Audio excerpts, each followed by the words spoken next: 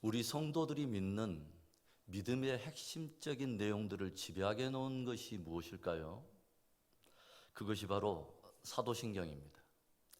사도신경은 사도들이 믿었던 신앙의 근간들을 집약한 것으로 교회와 성도들은 그 사도적 신앙을 계승하여 오늘의 내 믿음을 견고하게 세워가는 것입니다. 그렇다면 교회와 성도들이 참으로 마음속에 소망하는 그 소망의 내용들을 집약해 놓은 것은 또 무엇일까요? 그것이 바로 주기도문입니다. 그래서 참된 교회와 성도들은 주기도문 안에 담겨있는 예수님의 소망처럼 아버지의 이름이 거룩히 여김을 받게 되고 그분의 나라가 이루어지게 되며 하늘에 계신 바로 그 아버지의 뜻이 이 땅 가운데 이루어질 것을 간절히 소망하며 그 뜻이 이루어지도록 내 삶을 살아가는 것입니다. 그렇다면 여러분, 구원받은 성도들이 하나님의 백성으로서 이 땅에서 실천해야 될 삶의 내용들을 집약해 놓은 것은 무엇일까요? 그것이 바로 십계명입니다. 주를 따르는 성도들이 참 성도로서 지켜야 될 삶의 실천적인 규례를 집약해 놓은 것이 바로 십계명인 것입니다. 우리들이 십계명을 살펴보면요, 먼저 십계명의 처음 계명부터 네 번째 계명까지는 우리가 어떻게 하나님을 사랑해야 하는가 하는 하나님 사랑의 구체적인 실천 내용을 담고 있어요. 우리들이 보이지 않는 하나님을 어떻게 사랑할 수 있을까요? 어떻게 사랑해야 할까요? 그것은 하나님 외에 다른 신을 두지 않는 것입니다. 그리고 하나님을 다른 형상에 비교 만들어서 거기에 절하지 않는 것입니다. 그리고 하나님의 이름을 망령되 일컫지 않는 것입니다. 그리고 안식일을 구별하여 거룩히 지키는 것입니다. 바로 이것이 우리가 하나님 사랑을 실천하는 가장 기본적인 계명입니다. 그래서 이것을 하나님을 향한 지켜야 될 삶의 율례라 해서 대신계명 또 수직계명이라고 우리가 말을 하죠. 이어지는 십계명의 5번째부터 10번째까지는 사람을 어떻게 사랑해야 하는가, 이웃을 어떻게 사랑할 수 있는가 하는 그 이웃사랑의 실천 계명을 담고 있어요. 우리들이 어떻게 사람을 또 이웃을 사랑할 수 있을까요? 부모를 공경해야 합니다. 그리고 살인하지 말아야 합니다. 간음하지 않는 것입니다. 도적질하지 않는 거예요. 거짓 증거하지 않는 것입니다. 그리고 내 이웃의 것을 탐내지 않는 것입니다. 바로 이것이 이웃사랑을 실천하는 가장 기본적이고 구체적인 내용이 되는 것입니다. 그래서 이것을 사람을 향해서 지켜야 될 규례라 해서 대인계명 또는 수평계명이라고 말을 해요. 그래서 십계명은 결국 하나님을 사랑하고 이웃을 사랑하라 하는 이 두 가지 계명으로 요약해 볼 수 있겠죠. 하나님 사랑과 이웃 사랑, 위로는 하나님 사랑, 그리고 수평으로는 이웃 사랑, 이것이 만날 때 십자가의 온전한 형상이 이루어지게 된다고 하는 것입니다. 예수님께서도 내 마음과 뜻과 힘과 성품을 다하여 주 너의 하나님을 사랑하라, 이것이 크고 첫째 되는 계명이요, 둘째는 이와 같으니 또한 이웃을 내 몸과 같이 사랑하라 하고 주님께서는 우리에게 도전하십니다. 사도신경을 우리가 고백할 때 우리는 전능하사 천지를 만드신 하나님을 내가 믿사오며 라고 하는 창조주 하나님을 향한 우리의 신앙을 고백해요.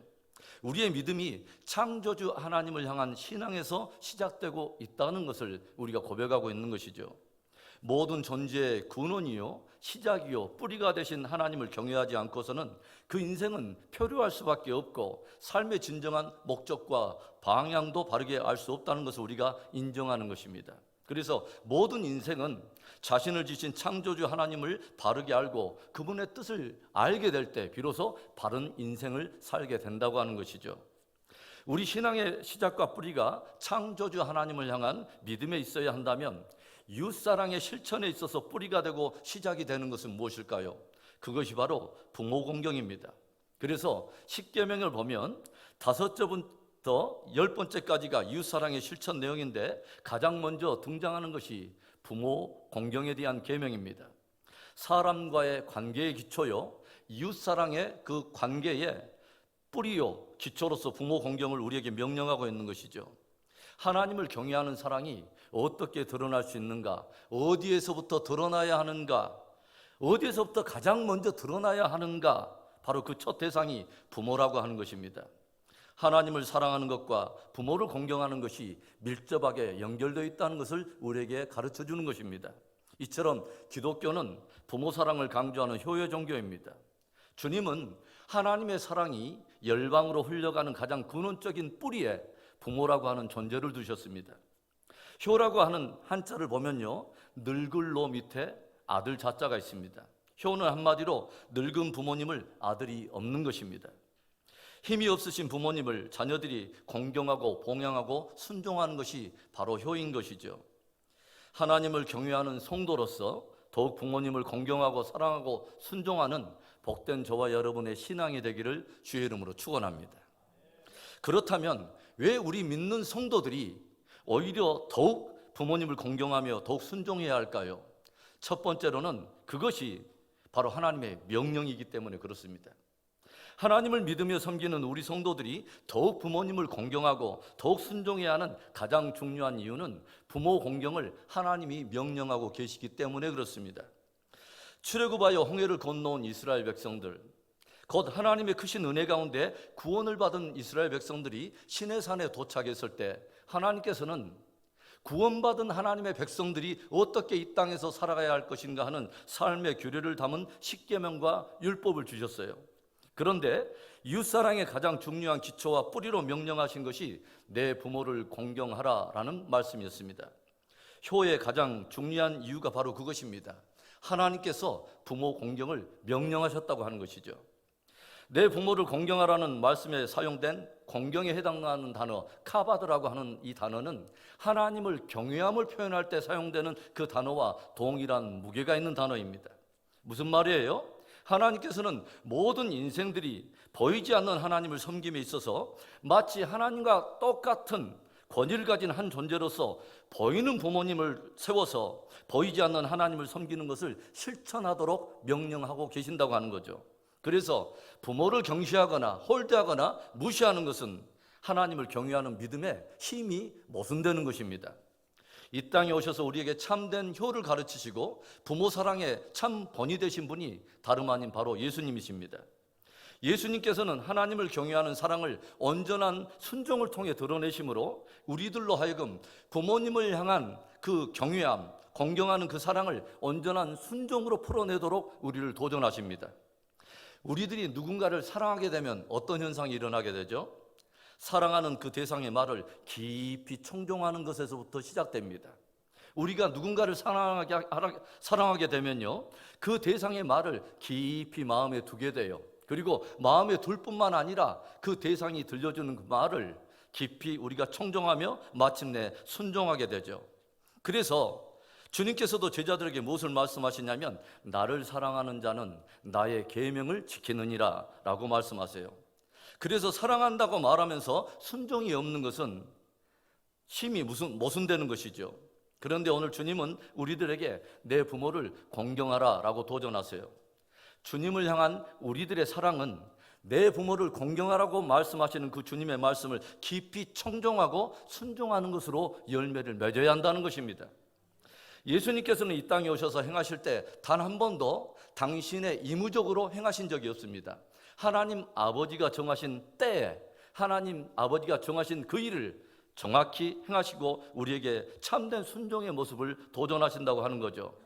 모두가 하나님 아버지가 정하신 것, 바로 그것을 온전히 행함으로 하나님 아버지의 기쁨을 구하는 것이 예수님의 살아가신 그 삶의 모습이었다고 하는 것입니다.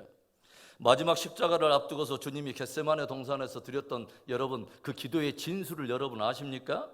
아버지여 할만하시거든 이 잔을 내게서 옮기시옵소서. 그러나 내 원대로 마옵시고 아버지의 뜻이 이루어지기를 원하나이다. 끝까지 아버지의 기쁨을 구하는 것을 우리가 보게 되죠. 아브라함이 100세 얻은 내 아들 독자 이삭을 번제로 드리라는 하나님의 명령 앞에 순종하여 아침 일찍이 이삭을 깨워 함께 길을 떠나 모리아산에 이르게 되죠.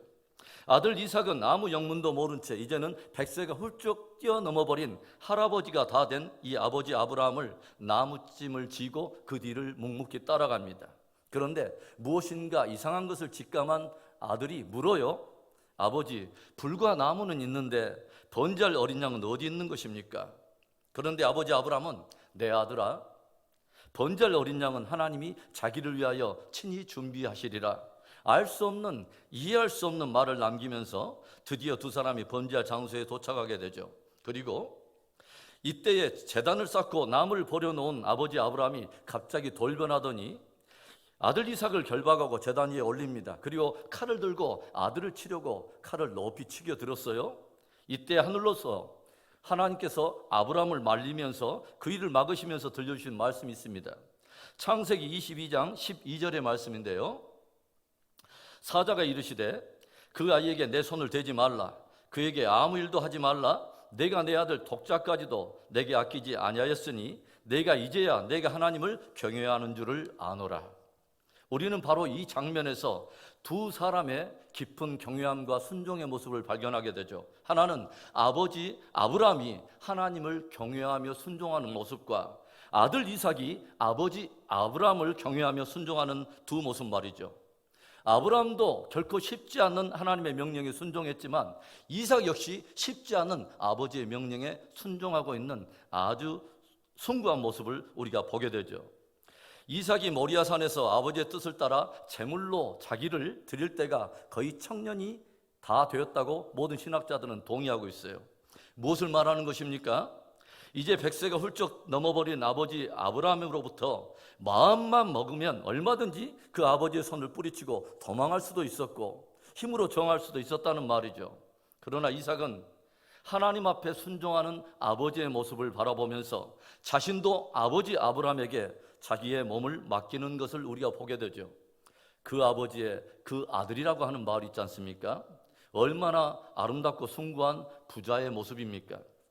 제1차 세계대전을 승리로 이끌어냄으로써 국민적인 영웅으로 부상되었던 영국의 처칠 수상, 그가 인기가 최고조에 달했을 때 런던의 한 유명한 신문이 유치원 때부터 대학에 이르기까지 이 처칠 수상을 가르친 선생님들을 취재하여 위인을 만든 위대한 스승들이라는 제목으로 보도하여 큰 화제를 일으킨 적이 있어요. 이 기사를 본 그 처칠은 즉각 이 신문사에 전화를 걸어가지고 항의했다고 합니다. 귀 신문사는 나의 가장 중요한 스승을 빠뜨렸습니다. 바로 나의 부모님이십니다.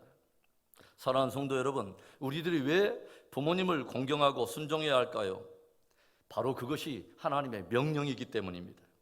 하나님을 경외함으로 그분의 명령을 따라 부모님을 공경하며 부모님께 순종하는 복된 여러분의 신앙이 되기를 다시 한번 주님의 이름으로 축원합니다. 왜 우리 믿는 성도들이 더욱 부모님을 공경하며 순종해야 할까요? 둘째로는 부모 공경은 마땅한 인륜의 도리이기 때문에 그렇습니다. 우리들이 부모를 공경하는 것은 주님의 명령이기도 하지만 마땅한 인륜의 도리이기 때문에 그렇죠. 에베소서 6장 1절의 말씀을 우리 함께 읽습니다. 자녀들아 주 안에서 너희 부모에게 순종하라. 이것이 옳으니라. 우리들이 이 땅에 육체를 입고 존재하는 것, 이 땅에 생명으로 존재하고 있는 것 그 자체가 부모님의 은혜 속에서 이루어진 일입니다. 유대인들의 말들 중에는 하나님은 모든 것에 있을 수 없기 때문에 부모라고 하는 존재를 만들었다라는 말이 있어요. 부모님은 하나님을 대신하여 우리를 양육하기 위해서 많은 희생을 쏟으셨습니다. 그들의 즐거움과 미래, 시간과 물질, 그리고 마음과 정성을 다 쏟아 우리를 양육해 오신 것이죠. 우리들의 옛 전통에서는 부모가 돌아가시면 흔히 3년상을 치러요.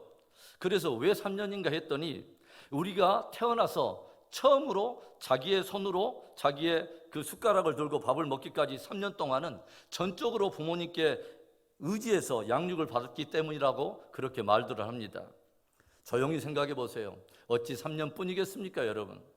평생을 자신의 모든 것을 투자해서 자녀들에게 헌신해 오신 것을 우리가 잘 알고 있지 않습니까?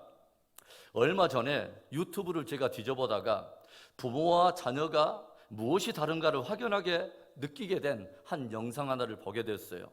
한 리서치 기관에서 한 학교를 방문해서 학생들에게 물었습니다. 당신에게 1년이라고 하는 시간밖에 주어지지 않았다면 당신은 꿈을 선택할 것인가 아니면 5억을 선택할 것인가? 그러자 한 학생이 이렇게 대답해요. 제 이름을 세상에 널리 알리고 죽는 게 의미 있다고 생각합니다. 당연히 저의 꿈과 비전을 선택하겠습니다. 또 다른 학생이 대답을 해요. 꿈을 이루어서 5억보다 훨씬 더 많은 돈을 벌면 되죠. 또 다른 학생은 이렇게 대답합니다. 1년밖에 남지 않았는데 꿈을 이루기 위해서 더 헌신되게 뛰어야죠. 이렇게 학생들은 하나같이 5억이라고 하는 돈보다는 오늘 내가 이루고 싶은 것, 내가 꼭 하고 싶은 것, 나의 꿈에 가치를 두는 대답을 하더라는 거죠. 그러자 이제 질문과 대답을 멈추게 하고 그 기관에서 만든 한 영상을 이 학생들에게 보여줍니다. 그 영상에는 그 학생들의 부모님이 그 동일한 질문에 대해서 어떻게 대답을 하고 있는가를 그대로 보여주는 영상이었어요. 한 아버지가 이렇게 대답합니다. 지금 같으면 저는 당연히 5억을 선택하겠습니다. 5억을 선택하면 적어도 제 가족들에게는 도움이 될 테니까요. 또 다른 아버지가 이렇게 대답해요. 자식이 사회생활하는데 기초 자금이 될 수 있다면 참으로 더할 나위가 없겠습니다. 그들은 내가 하고 싶은 꿈보다 그 돈으로 자기 자녀들의 꿈을 이루는데 도움이 되기를 간절히 소망하고 있더라고 하는 거죠. 왜냐하면 그 부모들에게 있어서 꿈이란 그들의 자녀 자체이기 때문에 그렇죠. 이 영상이 틀어지면서 자기들을 위해 기꺼이 당신들의 꿈을 접는 부모님들의 말씀 앞에 자녀들의 모두 다 한결같이 고개를 떨구고 숙연히 눈물을 흘리는 것을 보았습니다. 이처럼 부모님의 자녀들을 향한 사랑은 거의 무조건적입니다. 그 부모님의 사랑은 우리를 향한 하나님의 사랑의 투영이 아닐까 하는 저는 그런 생각을 해봐요. 그 부모님의 사랑의 모습을 보면서 악한 자로도 자기 자식에게 좋은 것을 줄 줄 알거든 하물며 하늘에 계신 천부일까 보냐 하시던 하나님의 사랑을 깊이 깨닫게 되더라고 하는 거죠. 부모님에 비해서 자녀들의 사랑은 거의 모든 사랑이 조건적이라고 말할 수 있어요. 그런데요, 그렇게 조건적이던 자녀들이 점점 무조건적으로 변해가는 순간이 있어요. 어떨 때일까요? 아빠가 되기 시작하고 엄마가 되기 시작하면서 이 자녀들의 모습이 변합니다. 부모가 되기 시작하면서 자녀들의 아빠가 되고 엄마가 되기 시작하면서 위대한 성품이 그 안에서 드러나기 시작하는데 그 스스로 만들어낼 수 있는 그 성품이 아니라 어려서부터 부모님에게 무조건적으로 받았던 그 사랑의 능력이 비로소 그 안에서 빛을 드러내면서 드러나게 되더라고 하는 거예요.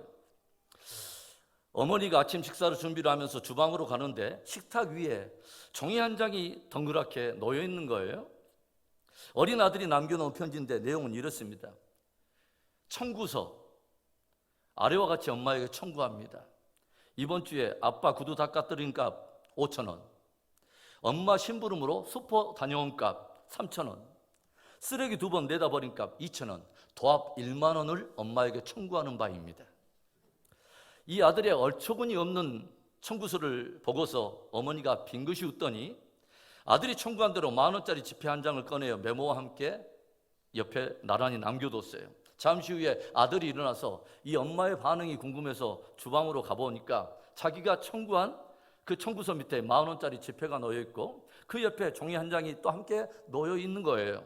거기에는 이렇게 또 기록되어 있어요. 청구서, 너를 10달 동안 내 뱃속에 넣고 보호해 준 값 공짜, 너를 먹이고 입히고 키우는 데 들어간 값 공짜, 네가 아플 때 밤새워 기도하며 눈물 흘리며 간호해 준 값 공짜, 이외에도 너를 향해서 무조건적으로 내가 지금까지 쏟아왔던 모든 사랑 전부 공짜. 비록 어린 아들이었지만 어머니의 사랑을 알게 된 아이는 자기가 쓴 청구서 바로 밑에 이렇게 적어뒀습니다. 엄마, 내가 요구한 청구액은 이미 다 지불되었습니다. 그래서 10,000원은 되돌려드립니다. 엄마 사랑해요. 성경이 우리에게 무엇을 들려줘요? 여인이 어찌 그 젖먹는 자식을 잊겠으며 자기 태에서 난 아들을 긍휼히 여기지 않겠느냐? 왜 부모를 공경해야 하냐고요? 왜 부모님께 순종해야 하냐고요? 무조건적인 은혜를 입은 인생들의 마땅한 도리이기 때문에 그렇습니다. 자신들의 꿈과 미래를 기꺼이 다 접고 오직 자녀들의 꿈을 위해 헌신해 주신 그 땀과 수고를 힘입고 살고 있는 인생들의 마땅한 도리이기 때문에 그렇습니다. 내 부모를 공경하고 순종하라. 이것이 옳으니라. 더욱 부모님을 공경하고 순종하며 인륜의 도리를 다하는 복된 저와 여러분 되기를 주의 이름으로 축복합니다. 왜 우리 믿는 성도들이 더욱 부모님을 공경하며 더욱 순종해야 할까요? 성도의 부모 공경의 이유, 마지막 3번째, 부모 공경에는 약속이 있다고 하는 거죠. 부모 공경은 약속이 있는 계명입니다. 십계명 가운데 유일하게 약속이 붙어 있는, 약속이 따르는 계명 하나가 있는데 바로 부모 공경에 대한 계명입니다. 출애굽기 20장 12절에는 내 부모를 공경하라. 그리하면 내 하나님 여호와가 내게 준 땅에서 내 생명이 길리라. 또 에베소서 오늘 6장 3절에도 보면 이로써 내가 잘되고 땅에서 장수하리라 들려주고 있어요. 여러분, 오늘날 현대인들의 주된 관심이 뭘까요? 웰빙이에요. 그런데 이 웰빙은 두 가지 요소와 맞물려 있는 개념이죠. 하나는 성공하고 형통하는 거예요. 그리고 또 하나는 건강하고 장수하는 거예요. 이게 웰빙의 가장 핵심적인 주 요소예요. 그런데 오늘 성경은 놀랍게도 이 성공과 번영 그리고 건강과 장수의 문제를 부모 공경과 연결시켜서 우리에게 도전하고 있다고 하는 거예요. 네가 땅에서 잘되고 장수하리라. 성공과 번영의 가장 강력한 비결이 효에 있다고 하는 거예요. 건강과 형통과 그리고 또 장수하는 비결이 이두박근 삼두박근 몸짱을 만드는 데 있는 게 아니라 부모를 공경하는 효에 달려 있다는 거예요. 제가 설교 초두에 이삭의 이야기를 여러분과 함께 나눴어요. 성경 인물들 가운데 2930명 가운데 유일하게 아버지의 말에 순종하여 직접 제물이 되어서 번제단에 드려진 인물은 딱 한 사람이에요. 이삭입니다. 그런데 여러분, 이 이삭이 어떻게 큰 축복을 받는지 아세요? 창세기 26장을 보면 가나안 땅에 어마어마한 기근과 흉년이 찾아와요. 그래서 할 수 없이 이삭도 장막을 옮겨서 변방 땅 블레셋에 정착하면서 농사를 짓게 되는데 이때 성경은 우리에게 놀라운 말을 들려주고 있어요. 창세기 26장 12절부터 14절의 말씀입니다. 이삭이 그 땅에서 농사하여 그 해에 100배나 얻었고 여호와께서 복을 주심으로 그 사람이 창대하고 왕성하여 마침내 거부가 되어 양과 소가 떼를 이루고 종이 힘이 많음으로 블레셋 사람이 그를 시기하여. 얼마나 놀라운 말씀이에요. 얼마나 부러운 말씀이에요. 저는 이 말씀을 준비하다가 우리 은혜비전 성도들이 이 축복의 말씀을 문자 그대로 다 누렸으면 좋겠다는 생각이 들었어요. 여러분, 흉년든 이때에 코로나로 또 여러 가지 상황으로 쉽지 않은 때에 여러분 농사를 지었는데 성도들이 모든 삶은 현장에 100배나 얻는 축복, 그리고 창대하고 왕성하여 마침내 거부가 되고 양과 소떼가 떼를 이루고 종을 부리는데 종이 아주 많았다고 하는 거죠. 지금 이삭이 농사하고 있는 땅은 자기의 본토가 아니에요. 하나님 없는 변방 블레셋의 땅이에요. 그리고 더군다나 그 해에는 흉년과 기근이 심히 든 아주 어려운 때입니다. 그런데 그 사람이 그의 농사여 몇 배를 얻어요? 100배나 얻었다는 거예요. 어떻게 그럴 수 있었습니까? 성경은 그 비밀을 하나 가르쳐줘요. 여호와께서 복을 주심으로. 여호와께서 복을 주심으로. 여러분, 적당한 부자는 사람이 노력해서 될 수 있는데 거부는 하나님만이 만들어요. 그런데 하나님이 왜 이삭을 이렇게 거부로 만들고 축복하셨을까? 성경은 기본적인 어떤 그런 책이 아닙니다. 그러나 하나님 분명히 복의 근원이세요. 그렇다면 복의 근원이신 하나님이 어떤 사람에게 왜 그 축복을 주셨는가 깊이 우리가 배워야 된다고 하는 거죠. 왜 하나님께서 이삭에게 복을 주셨을까요? 하나님께서 그 아버지 아브라함에게 효를 다해 순종했던 이삭에게 당신의 약속대로 이 땅에서 잘되며 장수하는 형통하는 복을 주셨다고 하는 거죠. 그리고 여러분, 성경 창세기 26장을 보시면 그 이후로 어떤 말씀이 기록됐는지 아십니까? 흉년든 그 해인데도 불구하고 계속해서 어떻게 된 게 이삭이 땅만 파면 우물이 터져요. 본토인인 블레셋 사람들은 자기의 본토임에도 불구하고 아무리 땅을 뒤쳐도 우물 하나 얻기 어려운 바로 그때에 이삭은 어떻게 보면 땅만 파면 그냥 우물이 터진다고 하는 것이죠. 이삭의 신앙 영성이 무엇인지 아십니까? 순종입니다. 부모에게 순종하고 하나님께 순종하는 거죠. 또 한 사람 여러분 소개해 볼까요? 여러분, 이방 모압 여인 룻의 이야기를 여러분 아십니까? 모압 여인 룻이 자기 본토에 살고 있는데 유대인 한 가정이 이 이방 모압 땅에 이주해 오면서 룻이 유대인 가정의 그 아들과 함께 가정을 이루게 되죠. 그런데 우여곡절 끝에 시아버지인 엘리멜렉이 죽고 그리고 자기의 남편도 죽고 동서인 오르바의 남편도 죽게 돼요. 그래서 룻은 이제는 힘없고 볼품없고 연약한 시어머니인 나오미를 모시고 동서인 오르바와 함께 그렇게 살아갑니다. 그런데 어느 날 시어머니 나오미가 자기의 본 고장인 유대 베들레헴으로 돌아갈 것을 결정하게 되면서 두 며느리를 불렀어요. 그리고 이제는 나를 따라오면 더 이상 소망이 없으니까 너희들도 이제 너희의 삶을 찾아가라 라고 그들에게 자유함을 허락해줘요. 바로 이때에 동생인 오르반은 어머니의 권면을 따라서 뒤돌아서서 자기 인생을 찾아가는데, 아직은 젊고 예쁘고 건강한 룻이 무엇을 결정합니까? 시어머니 나오미를 따라가고 그와 삶을 함께할 것을 결정하지 않습니까? 연약하고 힘없는 시어머니를 홀로 자기의 본고장으로 돌려보낸 것이 마음에 걸려서 이 이방 여인, 이 모압 여인 룻이 물솔고 낯설은 타양도 아닌 타국, 타민족, 타문화권으로 기꺼이 국경을 넘어가더라고 하는 거죠. 룻의 비장한 각오를 들어볼까요? 룻기 1장 16절과 17절의 말씀입니다. 룻이 이르되 내게 어머니를 떠나며 어머니를 따르지 말고 돌아가라 강권하지 마옵소서. 어머니께서 가시는 곳에 나도 가고 어머니께서 머무시는 곳에서 나도 머물겠나이다. 어머니의 백성이 나의 백성이 되고 어머니의 하나님이 나의 하나님이 되시리니 어머니께서 죽으시는 곳에서 나도 죽어 거기 묻힐 것이라. 만일 내가 죽는 일 외에 어머니를 떠나면 여호와께서 내게 벌을 내리시고 더 내리시기를 원하나이다 하는지라.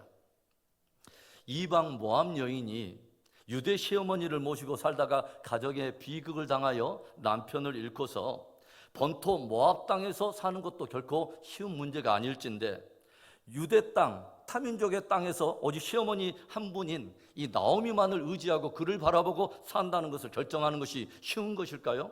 결코 아닐 거예요. 그런데 룻의 고백을 보면 룻은 자기의 모든 삶과 자기의 남은 운명을 시어머니의 삶과 운명과 함께 묶어버리는 것을 우리가 보게 된다고 하는 거죠. 어머니를 떠나며 어머니에게서 돌아가라 내게 말하지 마소서. 어머니 가는 곳에 나도 가고 어머니 머무는 곳에 나도 머물 것입니다. 어머니의 백성은 내 백성이 되고 어머니가 섬기는 하나님이 곧 나의 하나님이 될 것입니다.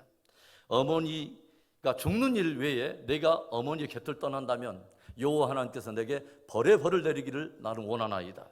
얼마나 놀랍고 비장한 고백입니까?